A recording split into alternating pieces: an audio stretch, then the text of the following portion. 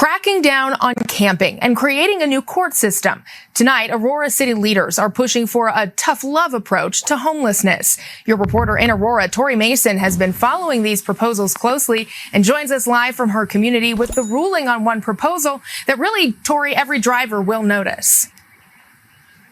Well, guys, the heart court is going to happen. The goal here is to get people off the streets, but with rehabilitation as well. The hope is that by ticketing people in these encampments, it'll force them to get the help they need. So there are safety issues that we hear from our residents. CBS Colorado has spoken with neighbors. He hears from his residents. He doesn't experience it personally. And business owners impacted by people living in encampments, from stolen tip jars at a coffee shop to environmental hazards near tents. They end up with it going weeks and weeks without issues being addressed in their neighborhoods, fires happening in fields. Monday, council members approved a specialized court that would handle low-level offenses like trespassing and retail theft by people experiencing homelessness. The Heart Court will place offenders on probation with requirements like addiction recovery or job training. Ultimately, we want people to accept services and help within our city. With successful completion of court-ordered requirements, all charges would be dropped. The second part of this is cracking down on tents along 225 and enhancing laws against urban camping, adding areas that are closed to camping to the city code. We just want to clearly define these areas that there are no camping, and then enforce that rapidly if needed. Individuals ticketed here would be sent to the city's new Heart Court and provided shelter. Now, if they miss their court date, they will be subject to arrest. On any given night in Aurora, there are only about 130 to 150 beds available. The mayor says there are about 300 people living on the streets right now. The most of them are within that 225 corridor. I've heard so many of you mention Seattle soy boys.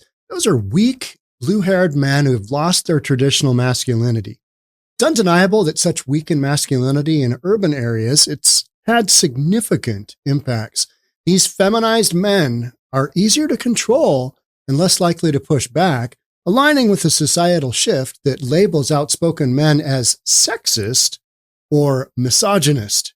Meanwhile, mainstream media demonizes traditional masculinity, calling it toxic. Research shows a dramatic decline in men's testosterone levels and physical strength over recent decades, influenced by sedentary lifestyle and poor diets. That's why I recommend Black Forest Testosterone with 𝗏𝗏𝗏𝗏 supplement. This plant-based product promotes increased testosterone and muscle mass while reducing stress. I've personally experienced improved recovery times and overall energy levels. Dubbed the feminization killer, this supplement combines two potent natural testosterone boosters. It's an effective way to counteract soy boy syndrome. With Black Forest Testosterone, I've seen noticeable improvements in energy, strength, and sleep quality. You too can experience these benefits with an exclusive buy two, get one free offer available on their website. Black Forest Supplements is operated by patriots committed to resisting a system that aims to weaken us. By supporting this sponsor, you can help sustain this channel and reclaim robust health and confidence. Check out the special link below for this promotion. Thank you for your support. All right, so did you catch that? They're going to implement a new court system because the one that they have doesn't already address misdemeanors like shoplifting and, petty drug abuse, possession, all that stuff. Federal crimes, on the federal crime level. They're going to create a new court system, and they're going to have a system that allows people to get the help that they need, maybe through some addiction services, and then also some job training. Yeah. This whole notion, the problem with these big cities with this type of leadership style, is that they believe that these folks on their own, if they're just given some housing, that they'll get better, that they'll make the right decision. What you've got going on is you've got a ton of people that are absolutely whacked out of their mind on drugs, and no amount of job training is going to work for them. Putting them into housing is not going to work for them. They're just going to tear that house apart. They're going to be out on the streets. whatever. It's this notion that, hey, we're going to apply some tough love. We're going to give you a fine. We're going to give you, an alleged jail sentence if you don't shape up. None of this stuff is going to work on these people. It's just not. We have proven this time and time and time again. So you need to involuntarily put people into mental health care treatment. You need to involuntarily put people into drug treatment. And then if they don't want to go, you put them in jail, which is probably the worst place you can put somebody who's coming off of a bunch of drugs and is mentally unstable to begin with, right?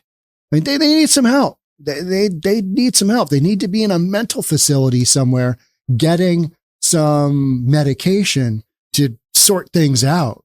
And they may not be able to ever be sorted out. And that's where this whole notion of, if we just have a little bit of tough love with these kinds of things, it's never going to work. It's just not going to work, because what you're dealing with is whacked out mental druggies who have no intention of getting a job and zero intention of integrating back into society. They just want to get high, do their own thing, not pay any rent, live off the grid in your town, and do their own thing and steal from the community. Let's get into the article. City council members are moving forward with measures meant to reduce homelessness in Aurora.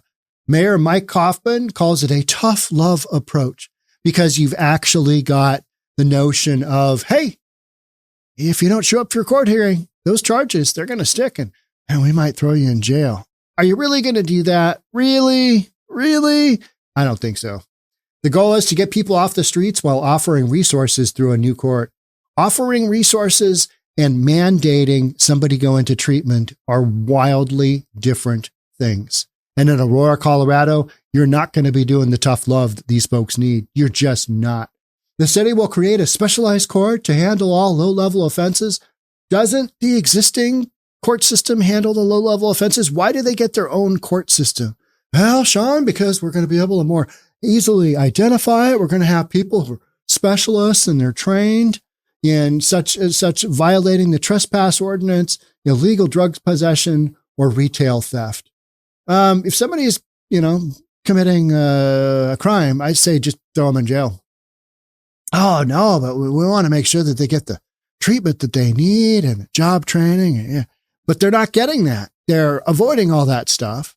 And you threatening them with whatever little silly fine or jail sentence, that's not going to do anything. They don't care. That's the problem. They don't care. Their goal 100% each day is to get up and get high. There's no way you're going to break that cycle with this alleged tough love notion of, we got a new court system and we're going to give them a fine and we're going to go, not going to work. Just not going to work. You're going to have to really drop the hammer. You're going to have to really give them some tough love and say, hey, you know what? This is your 14th offense. We're putting you involuntarily into treatment. Yeah, sorry. You're just going to have to go. You have to sober up. Don't have enough resources to do that. Don't have enough mental resources to do that. So all of these other things are just, we're spinning our wheels here.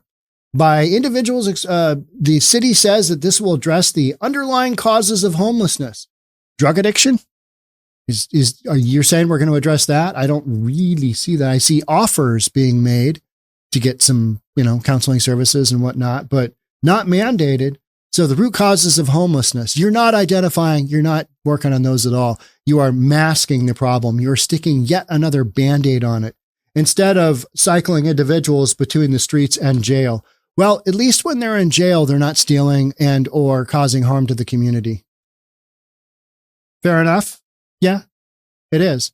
Does it fix their problem, which is they're whacked out on drugs or they're mentally ill or combination of the both? No, it doesn't.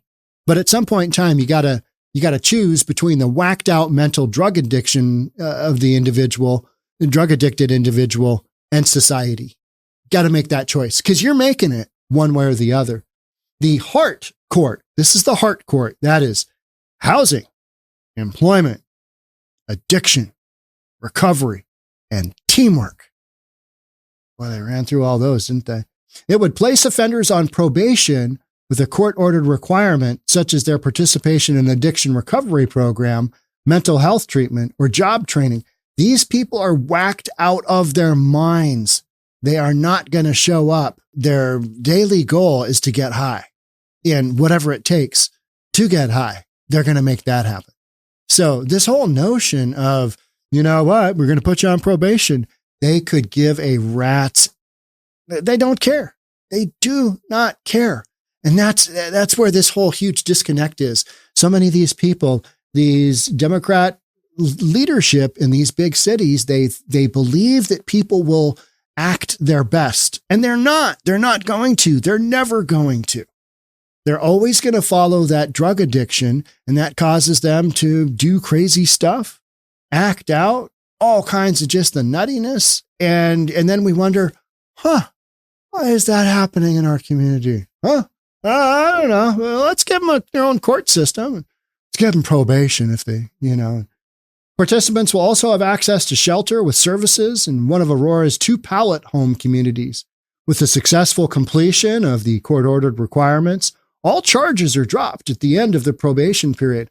These people have nothing to lose. Probation means this much to them.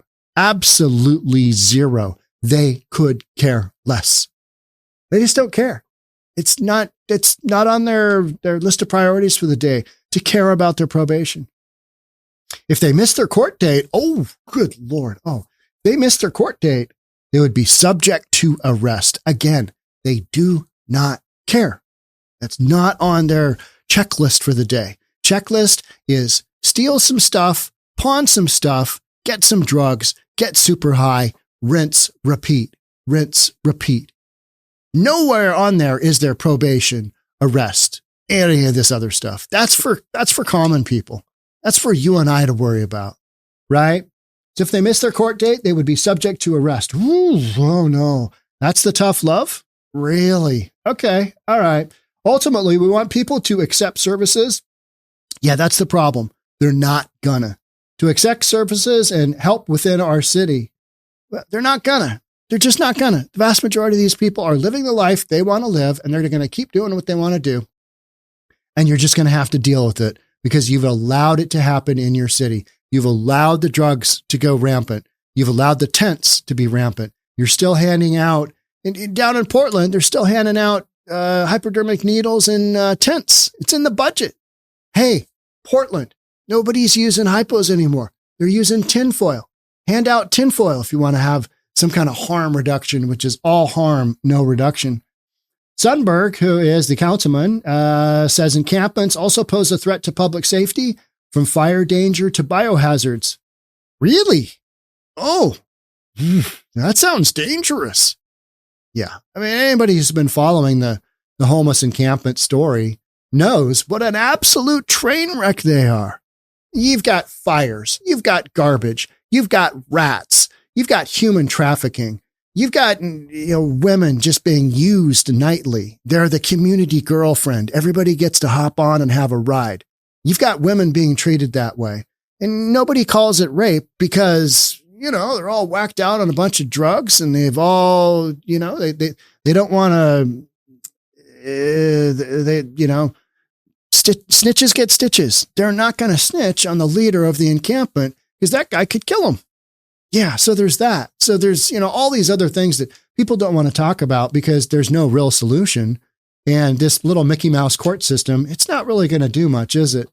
A second ordinance passed Monday would strengthen laws against urban camping. Urban camping. What a misnomer. I'm going to set up my own little encampment here. If the garbage and all the other crap wasn't so great, we wouldn't hammer on it as much, right? But you've got stealing from the community. You got the drug angle. You got tents going up in fire. You've got the human trafficking. You've got sexual assault. You've got, the list just goes on and on and on. These are really, really unsafe communities to be even close to. Never mind schools being close to these things. Very defined, no trespassing signage should be placed in sensitive areas such as fire hazard areas, tall grass, dry spots, the High Line Canal, said Sundberg. There are safety issues that we hear from our residents. Camping within these waterways, chronic trespassing, We just want to clearly define in these areas that there is no camping and that enforcement will be rapid if needed. So you want to make it clear that urban camping is off limits. Okay. Then what are you going to do about it? Are you really going to enforce it? I mean, I'm hearing you say posting a sign is going to fix this. We're going to make it real clear. You can't urban camp there. You can't do that. This is the tough love. Oh, you can't do that. Otherwise, you might be subject to arrest. Good Lord. We don't want to see that happen to you. So would you mind just checking yourself into rehab? Oh, you don't want to go? Don't want to go to rehab? Guys, what do we do now? I mean, the tough love approach isn't working. A separate court system isn't working. What do we do here?